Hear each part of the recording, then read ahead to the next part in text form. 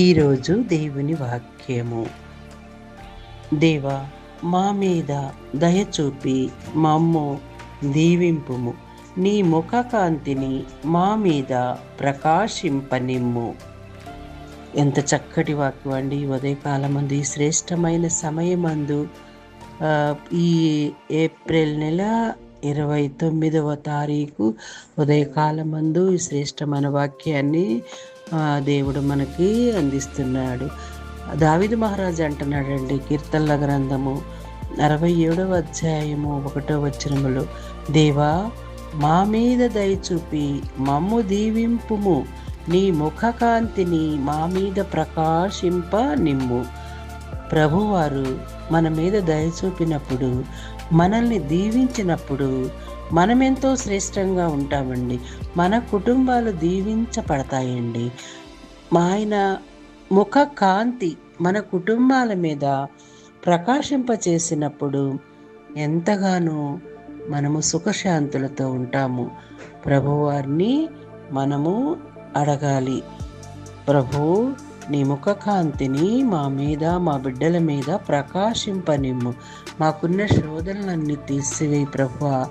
సకల కీడుల నుండి మమ్మల్ని కాపాడు ప్రభువా. నీ ముఖ కాంతిని మా మీద, మా కుటుంబాల మీద ప్రకాశింపనిమ్మని అడుగుదాము. చిన్న ప్రార్థన చేసుకుందాము. సర్వశక్తిమంతుడా, సర్వోన్నతుడా తండ్రి, మీ మహిమగల నామమునకు స్తుతులు, స్తోత్రాలు ప్రభువా. రాత్రంతయు మీరెక్కల కింద మమ్మల్ని కాసి దాసి కాపాడినందుకు మీకు స్తోత్రాలు ప్రభువా. ఈ ఉదయకాలమందు ఈ శ్రేష్టమైన వాక్యాన్ని మాకు అందించిన తండ్రి దేవా, మీకే స్తోత్రాలు ప్రభువా, వందనాలయ్యా. నిజంగా ప్రభువా, మీ ముఖ కాంతిని మా మీద ప్రకాశింప చేయండి ప్రభువా. మమ్మల్ని దీవించండి ప్రభువా. తండ్రి దేవా, కుమారదేవ, ఆత్మదేవ, త్రియేక దేవ, మీకే స్తుతులు, స్తోత్రాలు, వందనాలు చెల్లించుకుంటున్నాం ప్రభువా.